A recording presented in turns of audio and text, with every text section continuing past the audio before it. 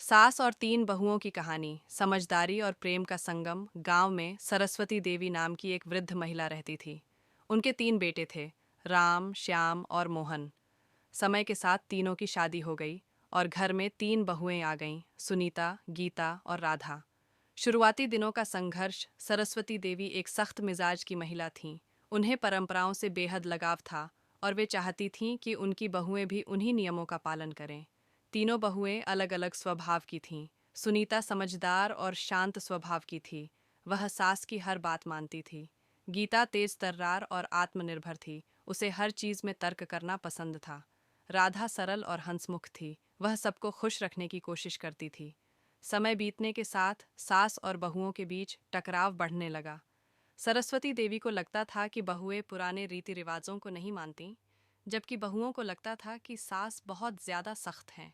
समझदारी और बदलाव। एक दिन घर में एक बड़ा विवाद हो गया। गीता ने गुस्से में कह दिया, माँ जी, अगर आप हमें अपनी बेटियों की तरह मानती, तो शायद हमारे बीच इतना मनमुटाव न होता। सरस्वती देवी को यह बात दिल पर लग गई। उन्होंने सोचा, क्या सच में मैं बहुओं को बहू की तरह ही देख रही हूँ, बेटी की तरह नहीं? अगले दिन उन्होंने बहुओं को बुलाया और कहा, आज से तुम मेरी बहुएं नहीं, मेरी बेटियां हो। मैं भी तुम्हारी माँ की तरह ही रहूंगी। धीरे धीरे घर में बदलाव आने लगा। सरस्वती देवी ने बहुओं को अपने अनुसार नहीं, बल्कि उनकी इच्छाओं के अनुसार जीने की आज़ादी दी। बदले में बहुओं ने भी सास को सम्मान देना शुरू किया। सुनीता ने घर की जिम्मेदारी संभाल ली और सास की मदद करने लगी। गीता ने अपने हुनर से एक छोटा सा सिलाई का बिजनेस शुरू किया, जिसमें सास ने भी साथ दिया। राधा ने अपने प्यार और हंसी मजाक से घर का माहौल खुशनुमा बना दिया। परिणाम, एक सुखी परिवार। अब वह घर पहले जैसा नहीं रहा। जहाँ पहले टकराव और मनमुटाव था, वहाँ अब हंसी खुशी का माहौल था। सास और बहुओं का रिश्ता दोस्ती और आपसी समझदारी में बदल चुका था। सीख। यह कहानी हमें सिखाती है कि रिश्ते प्यार, सम्मान और समझदारी से बनते हैं। अगर सास बहुओं को अपनी बेटियां मान ले और बहुएं सास को माँ की तरह सम्मान दें, तो हर घर स्वर्ग बन सकता है। घमंडी सास और उसकी सीख। गांव में कमला नाम की एक घमंडी सास रहती थी। वह बहुत अमीर थी और खुद को दूसरों से ऊंचा समझती थी। उसका बेटा रमेश शहर में नौकरी करता था और उसकी शादी सुशील और संस्कारी लड़की रीना से हुई थी। रीना बहुत समझदार और दयालु थी, लेकिन कमला उसे कभी पसंद नहीं करती थी। सास का अहंकार। कमला हमेशा रीना को ताने मारती, तू हमारे खानदान के लायक नहीं, तुझे घर के काम भी नहीं आते।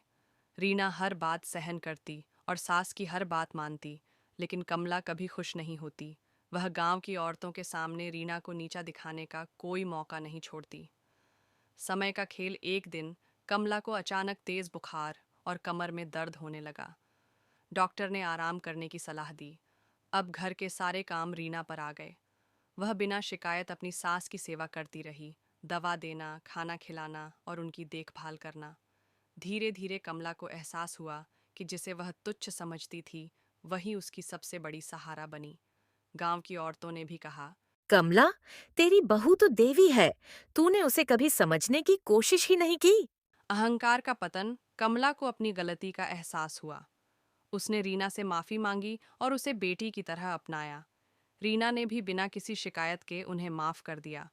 इस तरह घमंडी सास को सीख मिल गई कि अहंकार इंसान को अंधा बना देता है, लेकिन सच्ची अच्छाई और प्रेम उसे सही राह दिखा सकते हैं।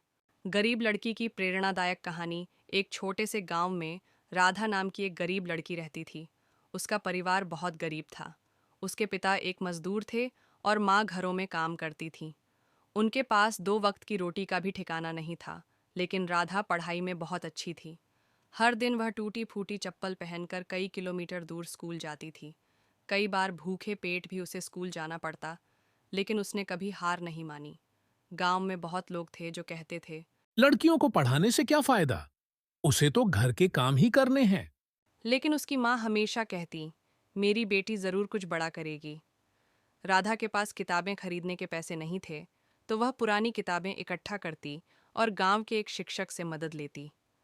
पढ़ाई में उसकी मेहनत रंग लाई और वह गांव की पहली लड़की बनी जिसने 10वीं की परीक्षा टॉप की।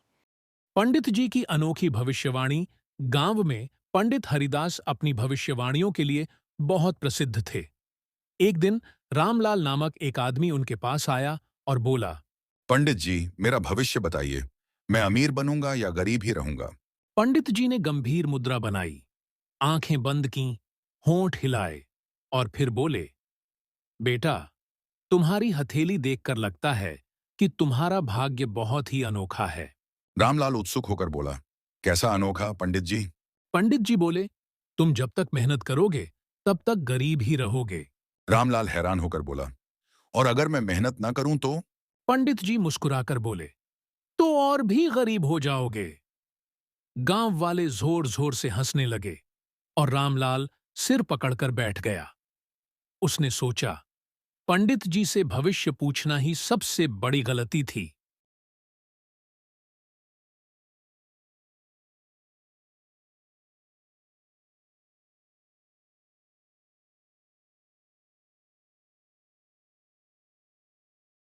Subscribe, like, and share.